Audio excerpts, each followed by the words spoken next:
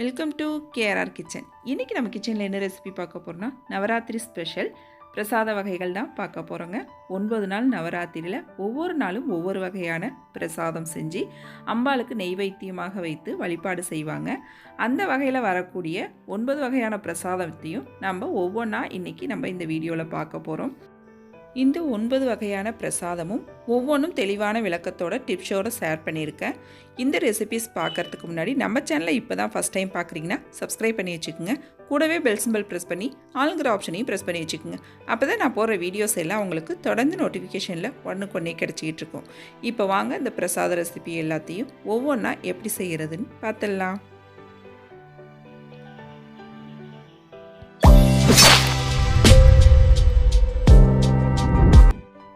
முதல் நாள் பிரசாதமாக வெண்பொங்கல் தான் செய்ய போகிறோம். வெண்பொங்கலுக்கு பதிலாக நீங்கள் சக்கரை பொங்கல் கூட செஞ்சுக்கலாம்.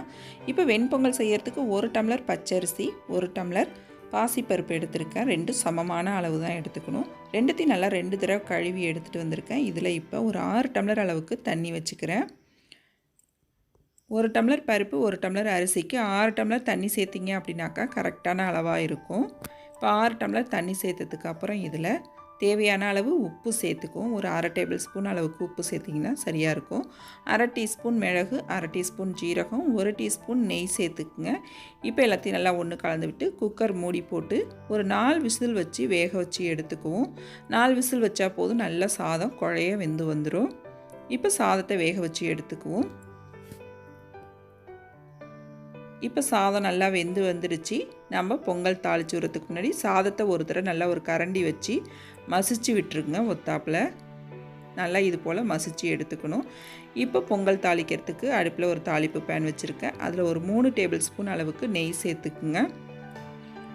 இப்போ நெய் நல்லா காஞ்சதுக்கப்புறம் இதில் ஒரு 10 முந்திரி பருப்பு உடச்சி வச்சுருக்கேன். அதை இதில் சேர்த்துக்கிறேன்.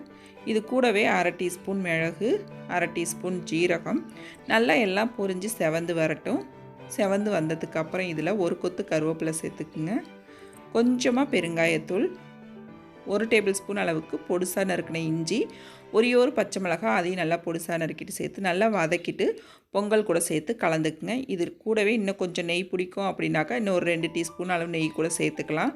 பொங்கல் சாப்பிட்றதுக்கு ரொம்ப அருமையாக இருக்கும். இப்போ 2வது நாள் பார்த்திங்கன்னா பிரசாதம் புளி சாதம் தான் செய்ய போகிறோம். புளி சாதம் செய்கிறதுக்கு ஒரு சின்ன லெமன் சைஸ் புளி எடுத்து ஊற வச்சுருக்கேன். இப்போ அதை கரைச்சி எடுத்துக்குவோம்.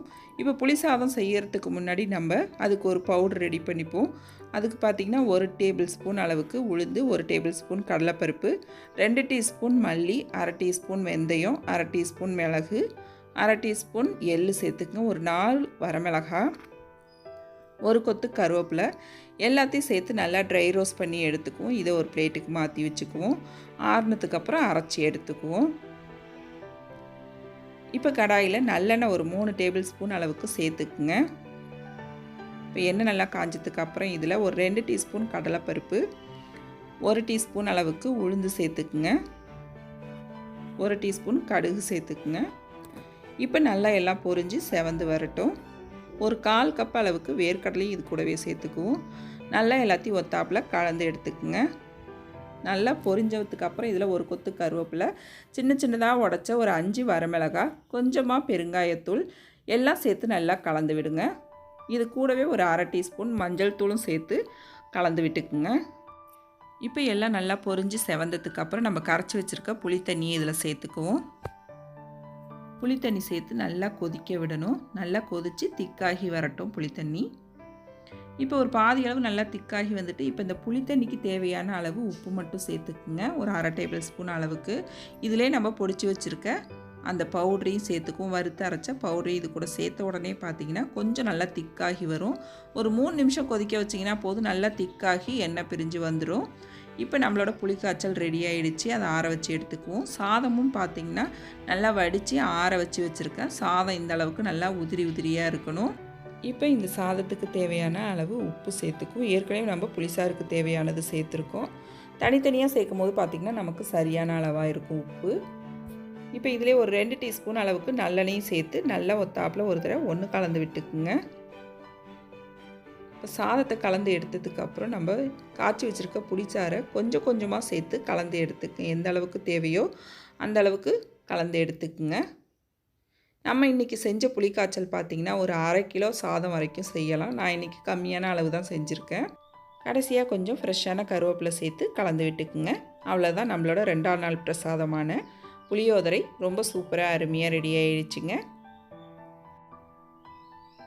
அடுத்து 3ஆவது நாள் பிரசாதம் சர்க்கரை பொங்கல் எப்படி செய்கிறதுன்னு தான் பார்க்க போகிறோம். சர்க்கரை பொங்கல் செய்கிறதுக்கு 1 டம்ளர் அளவுக்கு பச்சரிசி எடுத்திருக்கேன். இது கூடவே ஒரு 2 டேபிள் ஸ்பூன் அளவுக்கு பாசிப்பருப்பு சேர்த்துக்குங்க. இப்போ இது நல்லா ஒரு 2 தடவை கழுவி எடுத்துகிட்டு வந்துக்குவோம். இப்போ இதுக்கு நான் ஒரு 5 டம்ளர் அளவுக்கு தண்ணி வச்சுக்கிறேன். 5 டம்ளர் தண்ணி வச்சோம் அப்படின்னாக்கா நல்லா குழைய வெந்து வந்துடும் சாதம். இப்போ தண்ணி சேர்த்ததுக்கப்புறம் ஒரு குக்கர் மூடி போட்டு ஒரு 3 விசில் வச்சு எடுத்துக்குவோம். சாதம் நல்லா குழைய வெந்து வரணும் நமக்கு. இப்போ அது வெந்திட்டு இருக்கப்பே வெல்லம் கரைச்சி எடுத்துக்குவோம். அதுக்கு 1.5 டம்ளர் அளவுக்கு வெல்லம் எடுத்திருக்கேன். இது கரெக்டான இனிப்பாக இருக்கும். இன்னும் கொஞ்சம் உங்களுக்கு நல்ல தித்திப்பு வேணும் அப்படின்னா நீங்கள் 2 டம்ளர் கூட வெல்லம் சேர்த்துக்கலாம். ஆனால் இடிச்சிட்டு அளந்துக்குங்க வெல்லத்தை. இப்போ 1/4 டம்ளர் தண்ணி ஊற்றி இதை நல்லா கரைச்சி எடுத்துக்குவோம். இப்போ சாதம் பாருங்கள் நல்லா வெந்து வந்துருச்சு. இதை ஒரு கரண்டி வச்சு மசிச்சுட்டு அதுக்கப்புறம் வெள்ளை தண்ணி சேர்த்துக்குங்க. அப்படி சேர்த்தோம் அப்படின்னா சாதம் முழுசாக இருக்காது. நான் இன்றைக்கி மறந்துட்டு அப்படியே சேர்த்துட்டேன். நீங்கள் சேர்க்கும் போது சாதத்தை கொஞ்சம் மசிச்சுட்டு அதுக்கப்புறம் வெள்ளை தண்ணி சேர்த்துக்குங்க. அப்போ தான் சாதம் நல்லா குழைவாக நல்லாயிருக்கும். இப்போ வெள்ளை தண்ணியை ஊற்றி நம்ம நல்லா கரைச்சிட்டோம். இப்போ இதில் ஒரு 1/2 டீஸ்பூன் அளவுக்கு ஏலக்காய் தூள் சேர்த்துக்குங்க. ஒரு 1/4 டீஸ்பூன் அளவுக்கு உப்பு சேர்த்துக்குவோம். நல்லா எல்லாத்தையும் கலந்து விட்டு இப்போ கடைசியாக முந்திரி பருப்பு தாளித்து கொட்டணும். அதுக்கு ஒரு 2 டேபிள் ஸ்பூன் அளவுக்கு நெய் சேர்த்துருக்கேன். இதில் ஒரு 10 முந்திரி பருப்பு உடச்சிட்டு சேர்த்துருக்கேன். நல்லா பொரிஞ்சு செவந்து வரட்டும். அடுப்பை ஸ்லோ ஃப்ளேமில் வச்சு பொரித்து எடுத்துக்குங்க. இப்போ இந்த தாளிப்பை பொங்கல் கூட சேர்த்து நல்லா கலந்து விட்டுக்குங்க. நெய் உங்களுக்கு எந்த அளவுக்கு தேவையோ அந்த அளவுக்கு சேர்த்துக்குங்க. நெய் சேர்க்குறது நம்ம விருப்பம்தான். சர்க்கரை பொங்கலுக்கு நிறைய நெய் சேர்க்கும் போது டேஸ்ட்டு ரொம்பவே சூப்பராக இருக்கும். இப்போ அவ்வளோதான், நம்மளோட 3ஆம் நாள் பிரசாதமான சர்க்கரை பொங்கல் ரொம்ப சூப்பராக அருமையாக ரெடி ஆகிடுச்சிங்க. அடுத்து 4ஆம் நாள் பிரசாதம் கதம்ப சாதம் எப்படி செய்கிறதுன்னு பார்ப்போம் வாங்க. இப்போ கதம்ப சாதம் செய்கிறதுக்கு அடுப்பில் ஒரு குக்கர் வச்சுக்கோங்க. அதில் ஒரு 2 டீஸ்பூன் அளவுக்கு எண்ணெய் சேர்த்துக்குங்க. எண்ணெய் நல்லா காஞ்சதுக்கப்புறம் 1/2 டீஸ்பூன் உளுந்து, 1/2 டீஸ்பூன் கடுகு, 1/2 டீஸ்பூன் ஜீரகம், ஒரு 10 வெந்தயம் சேர்த்து நல்லா பொரிய விட்டுக்குங்க. பொரிஞ்சதுக்கப்புறம் இதில் 2 வரமிளகாய், கொஞ்சமாக பெருங்காயத்தூள் சேர்த்து கலந்து விட்டுக்குங்க. 10 சின்ன வெங்காயத்தை நீள்வாக்கில் வெட்டி வச்சுருக்கேன். ஒரே ஒரு தக்காளி பழம் எல்லாத்தையும் சேர்த்து இப்போ நல்லா கலந்து விட்டுருவோம். நல்லா வதக்கிக்குங்க. வதங்கினதுக்கப்புறம் இன்றைக்கி கதம்ப சாதத்துக்கு காய்கறி பார்த்திங்கன்னா கேரட்டு, கத்திரிக்காய், பூசணிக்காய், உருளைக்கிழங்கு, அவரைக்காய் எல்லாம் எடுத்திருக்கேன். நீர் காய்கறிகள் என்ன வேணாலும் இது கூட சேர்த்து செய்யலாங்க. இது கூடவே முருங்கைக்காய் சேர்க்கலாம். நீங்கள் எல்லாம் சேர்த்து செய்யலாம். என்ன காய்கறிகள் வேணுமோ நம்ம சேர்த்து செய்யலாம். நான் இன்றைக்கி இந்த 5 வகையான காய்கறி தான் சேர்த்துருக்கேன். நல்லா வதக்கி விட்டுக்குங்க. இது கூடவே 1/2 டீஸ்பூன் மஞ்சத்தூள், 1/2 டீஸ்பூன் அளவுக்கு சாம்பார் தூள் சேர்த்துக்கிறேன். சேர்த்து நல்லா ஒரு 2 நிமிஷத்துக்கு கலந்து விடுங்க.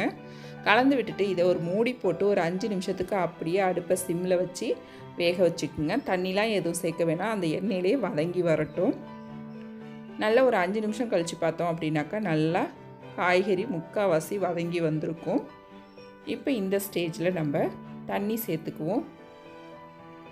புளி தண்ணி ஒரு சின்ன நெல்லிக்காய் சைஸ் புளி எடுத்து ஊற வச்சுருந்தேன். அதை கரைச்சிட்டு சேர்த்துக்கிறேன். இது கூடவே இன்னும் கொஞ்சமாக தண்ணி சேர்த்து ஒரு மூடி போட்டு அதை வேக வச்சுக்குவோம். 1 டம்ளர் அரிசி, 1/2 டம்ளர் துவரம்பருப்பு எடுத்து நல்லா கழுவிட்டு ஒரு 1/2 மணி நேரமாக ஊற வச்சுருக்கேன். இப்போ இந்த புளி தண்ணியில் பார்த்திங்கன்னா காய் நல்லா வெந்து வந்துருச்சு. இப்போ இதுக்கு தேவையான அளவு தண்ணி சேர்த்துக்குவோம். நான் இன்றைக்கி 5 டம்ளர் தண்ணி சேர்க்க போகிறேன். அளந்து எடுத்து வச்சுருக்கேன். அந்த தண்ணியை இது கூட சேர்த்துக்கிறேன். 1 டம்ளர் அரிசி, 1/2 டம்ளர் பருப்புக்கு 5 டம்ளர் நான் தண்ணி வச்சுருக்கேன். இந்த தண்ணி சரியான அளவாக இருக்கும். இப்போ நல்லா ஒத்தாப்பில் ஒன்று கலந்து விட்டுருங்க. நல்லா கலந்து விட்டதுக்கப்புறம் இதுக்கு தேவையான அளவு உப்பு சேர்த்துக்குவோம். உப்பு சேர்த்து நல்லா கலந்து விட்டு கொதி வந்ததுக்கு அப்புறம் தான் நம்ம அரிசி பருப்பு சேர்க்கணும். நல்லா தண்ணி கொதி வந்ததுக்கப்புறம் அரிசி பருப்பை சேர்த்து மேலாப்பில் கொஞ்சம் கருவேப்பிலை, கொத்தமல்லி சேர்த்துக்குங்க. நல்லா இன்னொரு தடவை ஒத்தாப்பில் ஒன்று கலந்து விட்டு குக்கர் மூடி போட்டு வேக வைக்க வேண்டியதான். இப்போ நல்லா கலந்து எடுத்துக்கிட்டேன். குக்கர் மூடி போட்டுக்கிறேன். குக்கர் மூடி போட்டு நம்ம இதை ஒரு 4 விசில் வச்சோம்னா போதும். சாதம் நல்லா வெந்து காய் சாதம் எல்லாமே வெந்து சூப்பராக வந்துடும் நமக்கு.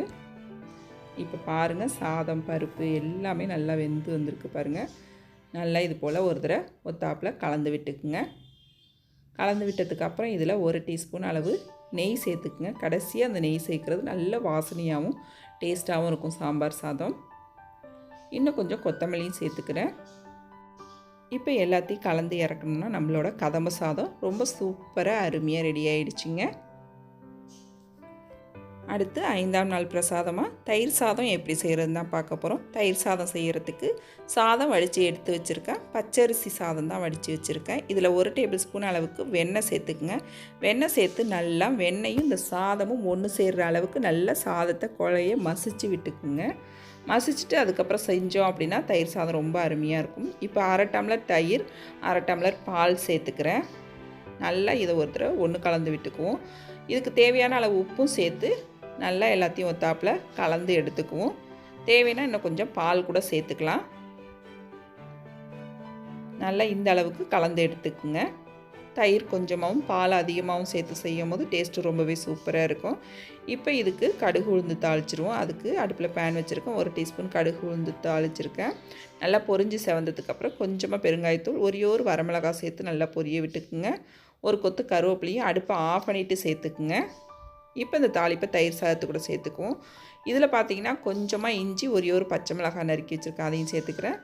பொடுசாக நறுக்கிறேன் கேரட் துருவல் கொஞ்சம், அதே போல் மாங்காய் துண்டு சின்ன சின்னதாக பொடுசாக நறுக்குனது சேர்த்துக்குங்க. கேரட்டு, மாங்காய், இஞ்சி எல்லாம் சேர்த்து செய்யும் போது தயிர் சாதம் ரொம்ப சூப்பராக இருக்குங்க. சைட் டிஷ்ஷே தேவைப்படாது, அந்த அளவுக்கு ரொம்ப அருமையாக இருக்கும். அவ்வளோதான், நம்மளோட 5ஆம் நாள் பிரசாதமான தயிர் சாதமும் ரெடி. இப்போ அடுத்த 6ஆவது நாளாக நம்ம தேங்காய் சாதம் எப்படி செய்கிறதுன்னு பார்க்க போகிறோம். தேங்காய் சாதத்துக்கும் பார்த்திங்கன்னா பச்சரிசி சாதம் தான் வடித்து வச்சுருக்கேன். சாதம் வடித்து நல்லா ஆற வச்சு எடுத்து வச்சுக்கோங்க.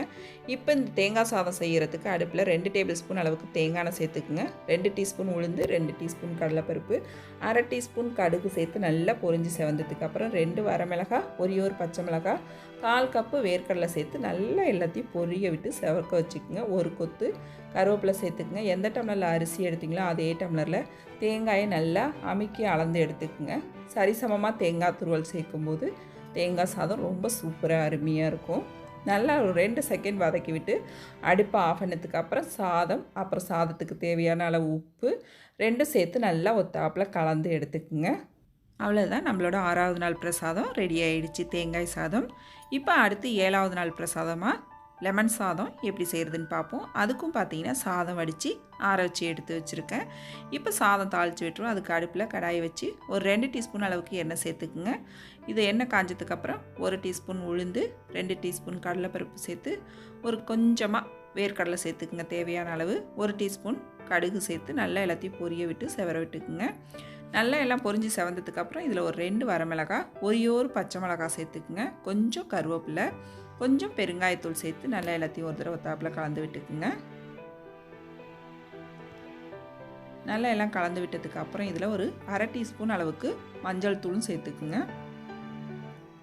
இப்போ அடுப்பை ஆஃப் பண்ணிவிட்டு நம்ம வடித்து வச்சுருக்க சாதத்தை இதில் சேர்த்துக்குங்க. சாதத்தை சேர்த்ததுக்கப்புறம் இந்த சாதத்துக்கு தேவையான அளவு உப்பும் சேர்த்துக்குங்க. உப்பு சேர்த்து நல்லா எல்லாத்தையும் ஒத்தாப்பில் ஒரு தடவை கலந்து விட்டுருவோம். சாதம் கொஞ்சம் கூட சூடு இல்லாமல் நல்லா ஆற வச்சுக்குங்க. நல்லா ஒரு தடவை கலந்ததுக்கப்புறம் இதில் ஒரு லெமன் பிழிஞ்சு விட்டுக்குங்க. இது கூடவே பொடிசாக நறுக்கின கேரட் துருவலும் சேர்த்துக்குங்க. இது கூடவே வேக வச்ச கொண்டக்கடலை இருந்தாலும் சேர்த்துக்கலாம். சேர்த்து செய்யும்போது டேஸ்ட் ரொம்ப நல்லாயிருக்கும். எல்லாத்தையும் ஒத்தாப்பில் கலரி இறக்கணும்னா நம்மளோட 7ஆவது நாள் பிரசாதம் லெமன் சாதமும் ரெடி ஆகிடுச்சிங்க. இப்போ அடுத்து 8ஆவது நாள் பிரசாதம் பால் சாதம் எப்படி செய்கிறதுன்னு பார்ப்போம் வாங்க. இப்போ அதுக்கு 1 டம்ளர் பச்சரிசி எடுத்து வச்சுருக்கேன். கழுவிட்டு ஒரு 2 தடவை கழுவிட்டு எடுத்து வச்சுருக்கேன். 1 டம்ளர் பச்சரிசிக்கு 5 டம்ளர் பால் எடுத்து வச்சுருக்கேன். 3 டம்ளர் பால், 2 டம்ளர் தண்ணி சேர்த்துருக்கேன், திக்கான பால் அப்படிங்கிறதுனால. இப்போ நல்ல பாலில் நம்ம அலசி வச்சுருக்க அரிசியை சேர்த்துக்குவோம். அரிசியை சேர்த்து குக்கர் மூடி போட்டு நல்லா ஒரு 4 விசில் வச்சு எடுத்துக்கங்க. அடுப்பை ஸ்லோ ஃப்ளேமில் வச்சு வேக வச்சு எடுத்துக்குங்க.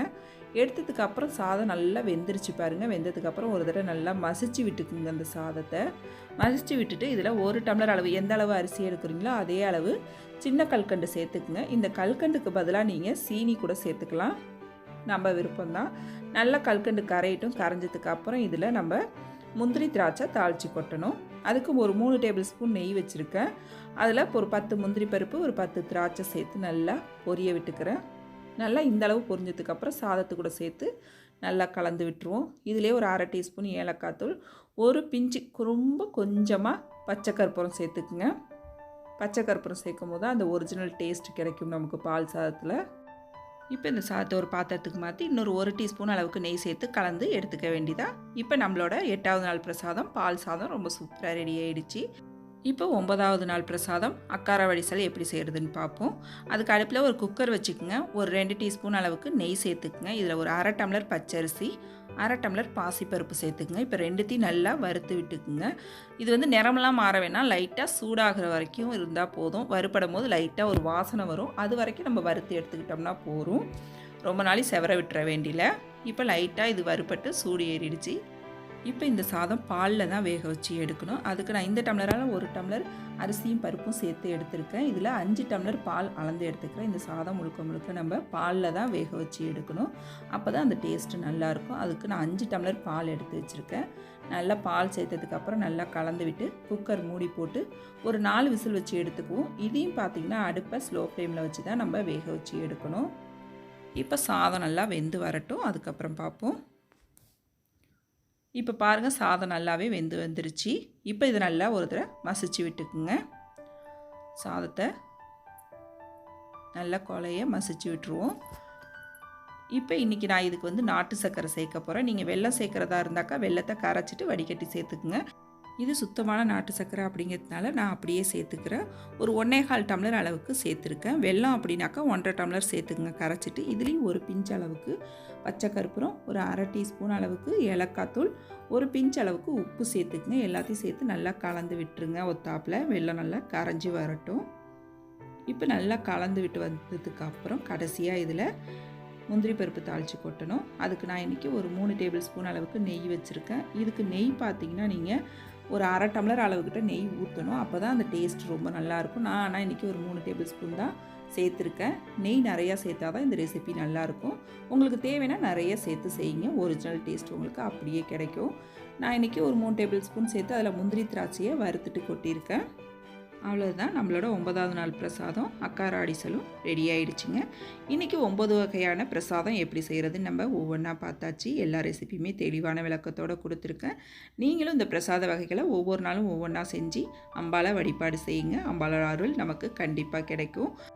அனைவருக்கும் நவராத்திரி திருநாள் நல்வாழ்த்துக்கள். என்னோட இந்த வீடியோ பிடிச்சிருந்ததுன்னா லைக் பண்ணுங்கள், ஷேர் பண்ணுங்கள். மறக்காமல் நம்ம KRR கிச்சனை சப்ஸ்கிரைப் பண்ணி வச்சுக்கோங்க. நாளைக்கு வேறொரு ரெசிபியோடு சந்திப்போம். தேங்க்ஸ் ஃபார் வாட்சிங்.